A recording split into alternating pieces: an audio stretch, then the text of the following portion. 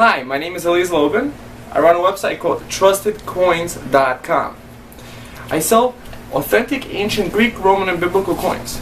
Let me tell you a little bit of what you get with every purchase. Every purchase you get a certificate of authenticity, complete with my signature, and the coin in a professional coin flip that protects it for the future generations. The professional description of the actual coin, and you have the historical biography of the Roman emperor or the city or something that you get there. So visit my site, trustedcoins.com, to buy authentic ancient coins. But I'm actually here to read the biography of Roman Emperor Otho. Otho was a Roman emperor, and here is his photo. Otho, let me begin.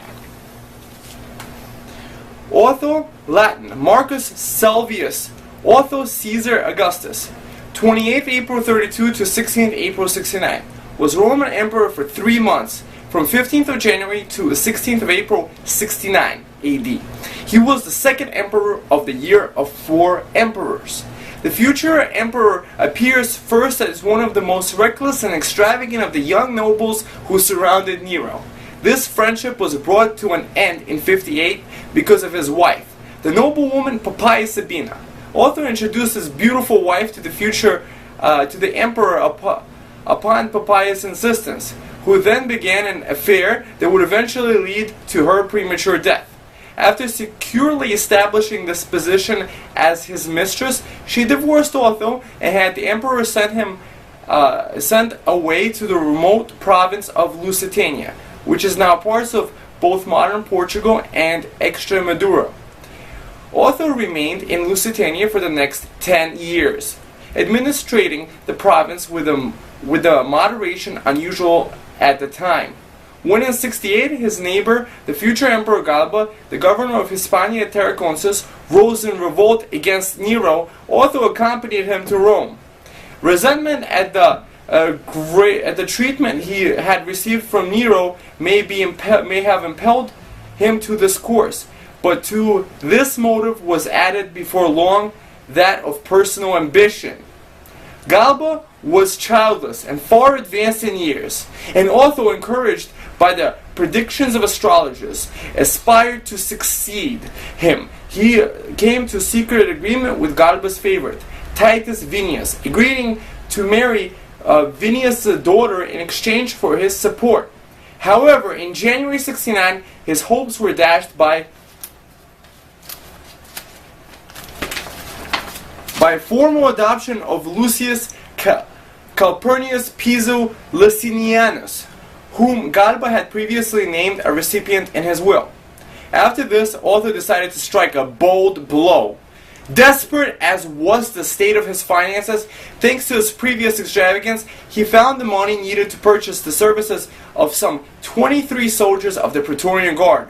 On the morning of 15th of January, only 5 days after Galba adopted Piso, Otho attended as usual to pay his respects to Galba, and then hastily excused himself on the score of private business, hurried him from the Palatine Hill to meet his accomplices. He was then escorted to the Praetorian camp, where after a few moments of surprise and indecision, he was saluted as Imperator. When, with an imposing force, he returned to the Roman Forum, and at the foot of the Capitoline Hill encountered Galba, who, alarmed by the rather vague rumors of treachery, was making his way through a dense crowd of wandering citizens towards the barracks of the guard. The cohort that was on duty at the Palatine, which had accompanied the emperor, instantly deserted him. Galba, his newly adopted son Piso, and others were brutally murdered by the Praetorians. The brief struggle was over. Otho returned in triumph to the camp, and on the same day was duly invested by the senators with the name of Augustus, the tribunician power and other dignities belonging to the Principate.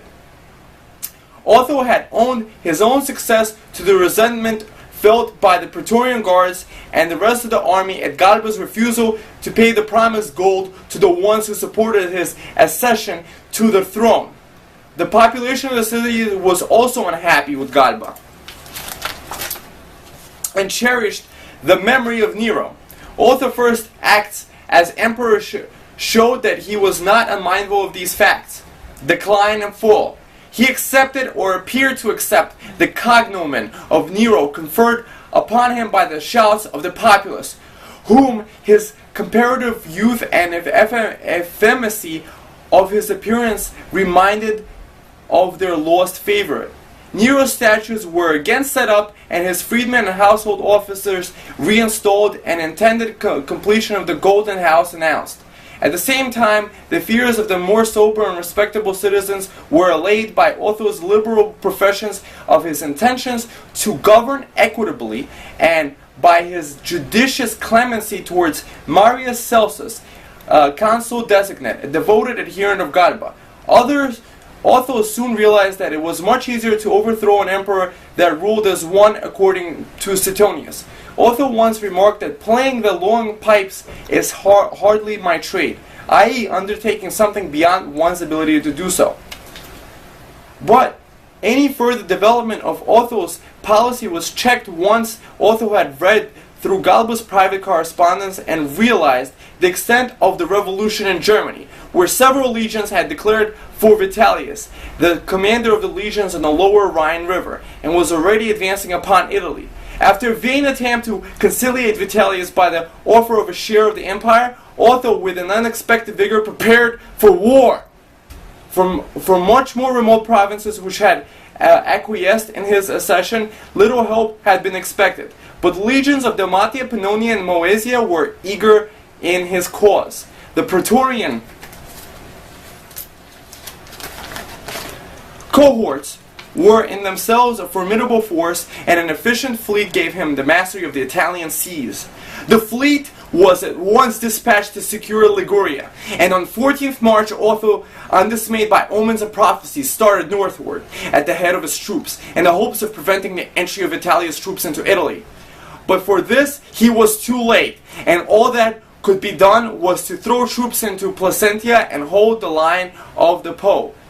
Otho's advanced guard successfully defended Placentia against Aulus Caecina Alienus, and compelled the general to fall back on Cremona. But the arrival of Fabius Valens altered the aspect of affairs. Vitellius' commanders now resolved to bring in on a decisive battle, the Battle of Bedriacum, and their design was assisted by the divided and irresolute counsels which prevailed in Otho's camp. The more experienced officers urged the importance of avoiding a battle until at least the legions from Dalmatia had arrived. But the rashness of the emperor's brother Titianus and of Proculus, prefect of the Praetorian Guards, added to Otho's feverish impatience, overruled all opposition, and an immediate advance was decided upon. Otho himself remained behind with a considerable reserve force at Brixellum, on the southern bank of the Po. When this decision was taken, Otho's army had already crossed the Po and were encamped at Bedriacum, a small village on the Via Pastumia, and on the route which the legions from Dalmatia would naturally arrive. Leaving a strong detachment to hold the camp at Bedriacum, the Othonian forces advanced along the Via Pastumia in the direction of Cremona. At a short distance from the city, they unexpectedly encountered the Vitellian troops.